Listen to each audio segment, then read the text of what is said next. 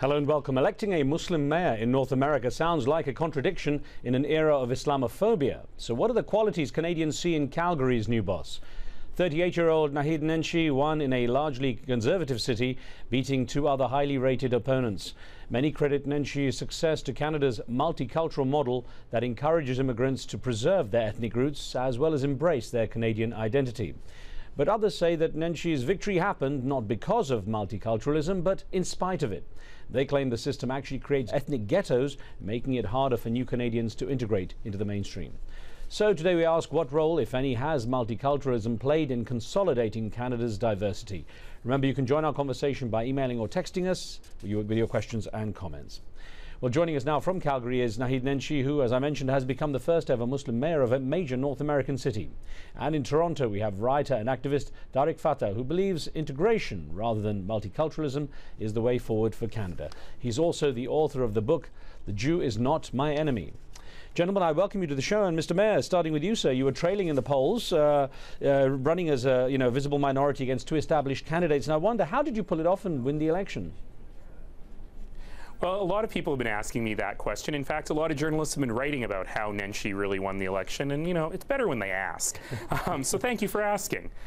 There were really three things going on. We had a community here in Calgary that was ready to have a thoughtful conversation about its future, that was rejecting caricature and left-wing and right-wing labeling that had already happened, a very powerful civil society in the community.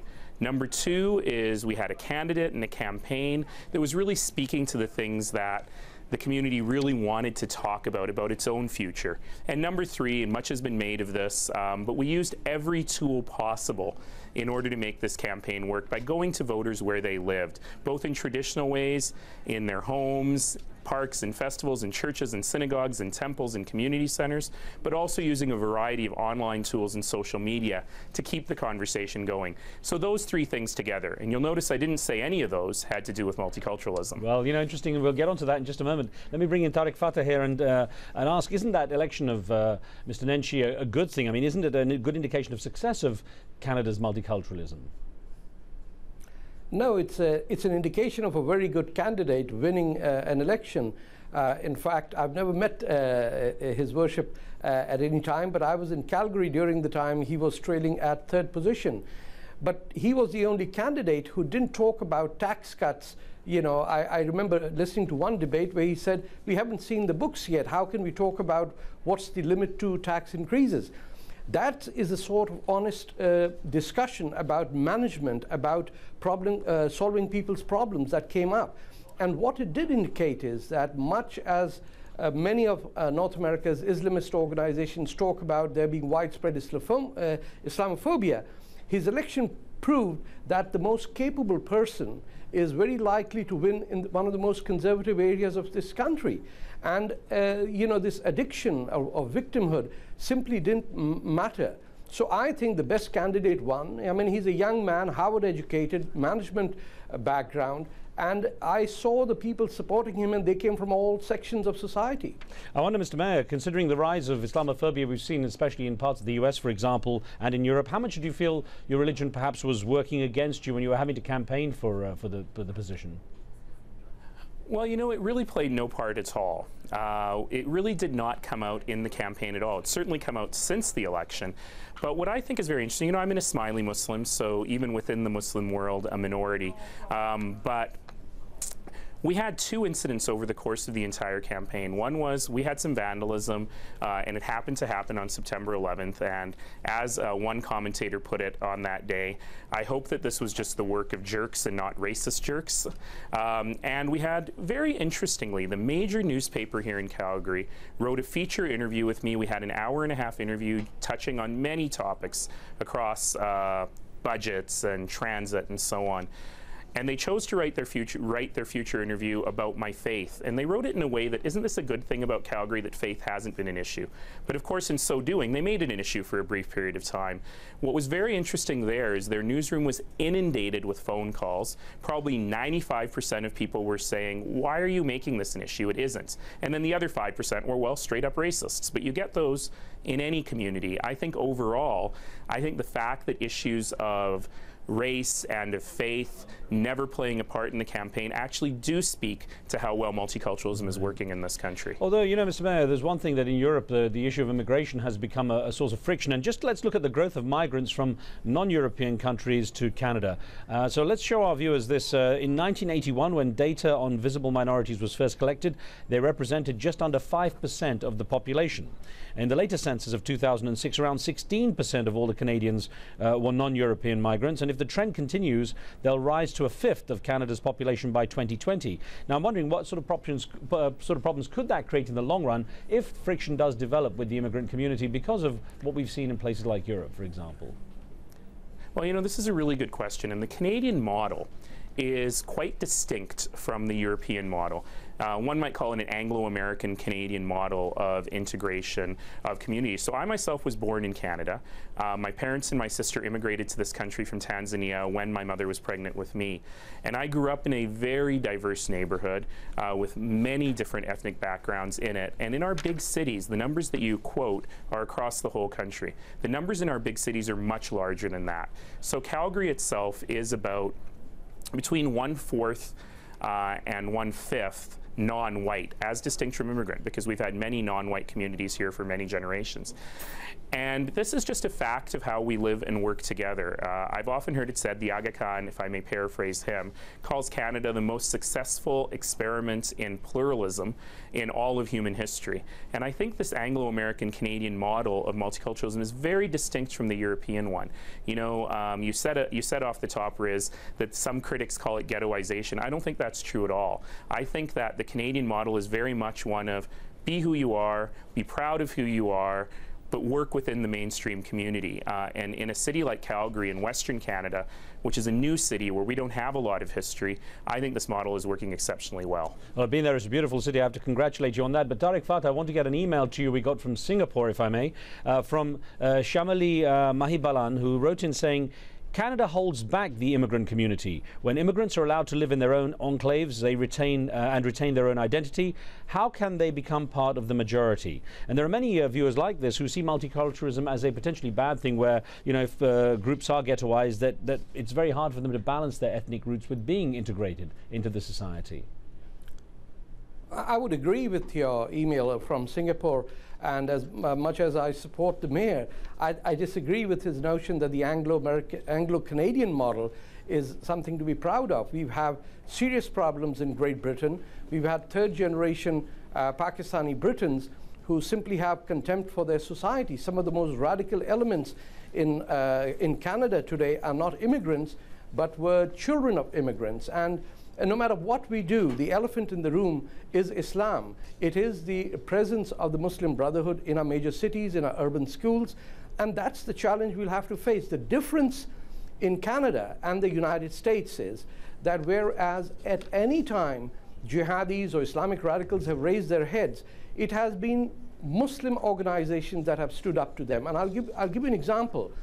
It was Muslim organizations that opposed the imposition of Sharia law in Ontario. You compare that to what has happened in Oklahoma, where 70% of the population voted to outlaw Sharia, and it is a Muslim organization that has gone to court to demand that popular sentiment of the people be defeated. So the outcome of this is that ordinary people, in their frustration as to how people use the system to stand up and say Sharia law has to be allowed, fail to understand that wherever Sharia law has been imposed, there has been disaster. And in Canada, it's the only Western country where Muslims have spoken out against it. Okay, well, Mr. Mayor, we've got an email here, if I may, that came in from South Africa, from Lauren Murray, who wrote in saying, there is such a spectacle being made about Canada electing the first Muslim mayor, similar to that of Obama becoming the first black president. The focus should be less on religion and race and rather on policies and capability. Now, critics often, though, refer to Islam as a religion of violence, and I wonder what, you know, the issue that might be, how much of a problem that misperception, that negative propaganda can creep in. And again, when that issue of Sharia law is being debated, there are those who say, well, of course, it's potentially threatening. You know, in this country, we're so over this. And, you know, Mr. Fattah has made a career out of making this, frankly, a bigger deal than it is. And it's not. You know, the one and only example we've had in the history of this nation on Sharia law was an attempt to have alternative dispute resolutions in the case of divorce, as happens in other communities. In the province of Ontario, it was decided not to do that many years ago, and we've moved on. No, but it was Muslims who fought against that. So of course. No, we haven't moved on, Mr. Fattah. we haven't everyone moved spoke against it. Tell me, no, give but me that's examples, the whole if you will, Mr. Fattah, of people of this huge radicalization jihadists who are trying to make Sharia law happen in Canada. It's just not true. Let me give you an example. Not true. Let me give you an example. Go ahead. Let me give you an example, since you asked a question. The Toronto 18 terrorists. Go ahead. The recent terror attempts by the Montreal Were they after trying to get Sharia law in Canada, Mr. Fattah? Or were they jihadists aiming at other issues in the country? You know, this is a country of 30 million people, Mr. Fattah. You're going to have radicalization. May I finish? You're going to have radicalization in any community. No, you haven't allowed me to finish. What my election proves and what living here in this country proves is that these radical elements are fringe elements, as they are in America, as they are in Britain, and that we have a society that has managed to do that. The Toronto 18 were brought to justice long before they did anything, and in a community that vastly condemned what they were talking about. And they're in jail, Mr. Fattah. This is the point. Gentlemen, I'm going to interrupt. Gentlemen, I'm going to interrupt in a second. I'll be back with you, Mr. Fattah, in just a second for a response, but we do have to take a break here. When we come back, what lessons can the world learn from Canada's diversity? Don't go away.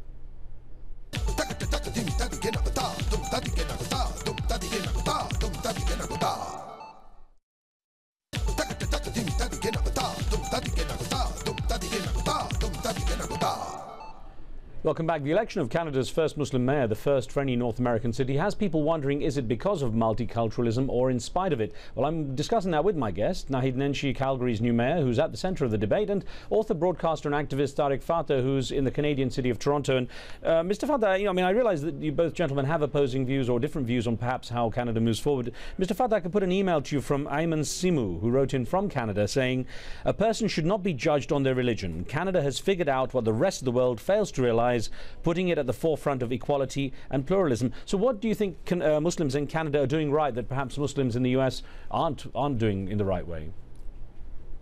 Well, there is no such thing as the Muslim. There are Muslims who are liberal, secular, and there are Muslims who are orthodox and conservative. There are Muslims who are fundamentalists, who follow the Muslim Brotherhood, and who demand that Sharia law be brought into this country. What has happened, and which is distinct from the United States or Great Britain, is that in Canada there are liberal secular Muslims who've taken the courage to stand up to the jihadis. And the notion of closing your eyes to any threat by saying it does not exist won't go away, because right now we have had people in prison, we are having terror trials. We've had a recent incident in Montreal where a practicing physician who and his colleagues are involved in a terror trial. We've had incidents in the United States, in New York, everywhere, where active Muslims who demand Sharia law have been involved in this incident. And all we, as liberal secular Muslims, demand is that people renounce or denounce the doctrine of armed jihad. If they do not, then they are a very serious problem. Let me get to the issue of tolerance. And Mr. Mayor, if I can put this to you, I know it's a word that's generally used to denote the wholehearted acceptance of immigrants in the Western nations. But listen to this well-known European philosopher, Dr. Slavoj Žižek, who had to say this about tolerance when he spoke with me recently on my show. Tolerance is a very suspicious notion. It means, yes, let's tolerate each other. But it also means, don't harass me, which means remain at a proper distance from me. If you scratch the surface, you will also discover that the other, that liberal multiculturalists are ready to tolerate, is what I ironically refer to as decaffeinated other. You know how we have today products deprived of their poisonous substance, decaf coffee, beer without alcohol, fat-free chocolate, and so on. And it seems to me that people also want decaffeinated other. Mr. Mayor, that's an interesting notion that, you know, tolerance, instead of embracing, is discussing that the attitude of stay away, kind of distancing from the others. What's your view on that? Well, you know, Mr. Žižek's basic argument rests on a foundation that I'm not sure I accept, and that foundation is that the other is always poisonous. And you know, this is kind of a semantic conversation. Here in Canada, we don't often use that word tolerance because it denotes a lower level of multiculturalism. You know, even though I don't much like you, I tolerate you. And we talk a lot about issues like acceptance and mutual respect. That said, maybe tolerance is actually where we want to go. You know, I may not like you much, but I'll let you live next door to me and live your life in peace. And you know, that may be a first step towards where we're moving. But like I say, I think that the problem is that when we start the debate with the semantic discussion assuming that the other is bad, that the other is evil, that's when we miss the point. Because it's not decaffeinated otherism in the pluralism that works in Canada and the multiculturalism that works in Canada. It's acceptance of the other. And of course, sometimes, you know, of course you have radicalism throughout the world where the other is not accepted reciprocally. But when we live in a world where we accept the other and we don't think of the other as poisonous, that's what really works. And we've been very lucky in Canada because we are not consumed by history. You know, we've always been a country of 2 languages and 3 founding nations, and that allows us to be able to accept people in different ways. You know, in the early part of the 20th century, multiculturalism in Canada talked about the different European communities, many of whom had the same color skin but had different languages, different religions, and different backgrounds. And that's now evolved to being an embracing of people around the world. Okay. And that embracing, I think, goes beyond what Mr. Zizek is talking about when he says tolerance. A question to both of you, and Mr. Mayor, I'll put it to you first, but it's for both of you really, and it's putting you both on the spot to some degree. I mean, do you see yourself first as Canadian or as Muslim? Mr. Mayor.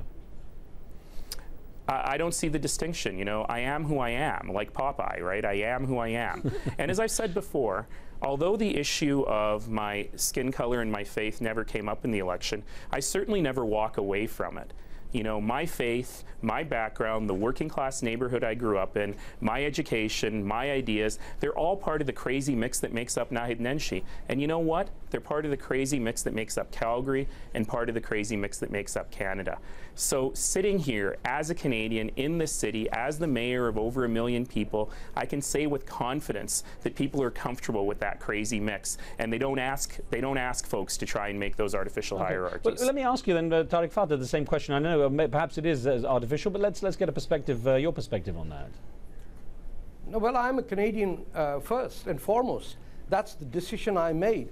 I didn't come 6,000 miles away not to value what Western civilization is, what Rousseau or Voltaire or what the American or the French revolutions contributed. But let me go back to one issue that the mayor seems to have missed. Just last week in his city, neo-Nazis smashed up the face and family of an anti-racist activist. So to suggest that there is no problem of racism in the city, well, then that's the whole point. We do have a history of people who we should have no respect for. I have no respect for neo-Nazis, I have no respect for Nazis, and I have no respect for Muslim Brotherhood folks who are homophobic, misogynist, and who I detest. I should have the ability and the clarity to speak the truth when I wish to, and not try to hide away by glossing over the differences that exist in this country. Let me ask you have Africans living in Halifax that have been divided for the last 150 years. It's called Africaville. We have a legacy of racism, and we have successfully fought it. But to gloss over it as if it didn't exist is a very naive approach. Well, let me ask Mr. Mayor, how in this position, and you know, you now have that power, and the eyes are turned on you, that, you know, irrespective of whether or not it came up in the campaign, now people do see you as the first Muslim mayor. You're a leading figure and obviously a role model to many. How do you intend to use that position to foster that kind of multiculturalism which you feel, or the integration that you feel already exists? Well, this is a really important question, because all of us who belong to minority communities, whether they're minority faith communities, minority cultural communities, or anything, in our entire lives, we have an extra responsibility. We have an extra responsibility that people who come from the mainstream may not have, which is that we represent not only the Canadian, the Calgarian aspect, but also the aspect of the community that we come from. You know, during the election, it was sort of funny because people said, well, this guy's a little bit different, and his 2 rivals are, you know, more what you would expect to be Calgarians. I've actually been in Calgary longer than those 2 rivals have been. But, you know, over the course of the last week, I've participated in Christian services. I've celebrated Diwali with the Hindu community in Calgary. I've spent time with the Jewish community. This coming week, I'll be spending time hosting Muslim leaders at Eid at City Hall. But here's the thing. I'm just doing precisely what the previous mayor did. I don't know what his faith background was, but he understood that he was the mayor for everyone, as I do, that I am the mayor for everyone who lives in this great city, and that we will be respectful of one another. And of course there are behaviors that cross the line. No one would argue that there are not. And that attack on the anti-racism activists, one of whom ran against me for mayor, who I know very, very well, I phoned them immediately upon hearing about the attack and condemned it in the strongest possible terms, because that's where you do cross the line. You know, that's not tolerance, right? That's not respect or acceptance. And those are the kinds of behaviors that we need to speak out against. Right. So to equate those behaviors with the behaviors of acceptance, I find a little bit strange. Well, Tariq Fatah, I've got about a minute left, just really to get your perspective on at least, you know, Canada being a little different from the United States in that there certainly seems to be more, irrespective of some of those incidents you described, there seems to be more of a case of tolerance, acceptance, multiculturalism, that Canada seems to be on a better path in some ways. Do you see that continuing, or do you think things will get worse? Canada has a tradition of having a left organized in this country, whereas the United States of America does not. We have the NDP over here and the CCF prior to that, which has a long tradition of attacking any exclusion from the left. But I must share with you that cultures are not equal. The culture that suggests that a woman should be at the back of the bus or the back of the mosque is not the same as the culture that suggests that women sit in the front row. Races are equal. Ability is equal, genders can be equal, but when you suggest that all cultures are equal, it lowers the fight that has gone on for 200-300 years that have brought people up in the front and have defaced tribalism from our cultures. So it's very dangerous to say that multiculturalism, we need to share each other's culture. Not at all. Okay. Well, listen, gentlemen, it's always a pleasure talking with both of you. I'm sorry we've run out of time, but Mr. Mayor, congratulations on your election. Tariq Fatah, thank you very much for being with us. Thank you very much, Rez. Thank you. Thank you. Thanks for your questions too. Remember, you can follow the show on Facebook and see what we're up to there. You can give us feedback on the topics and post your questions and comments. And that's it from me and the team. We'll see you next time.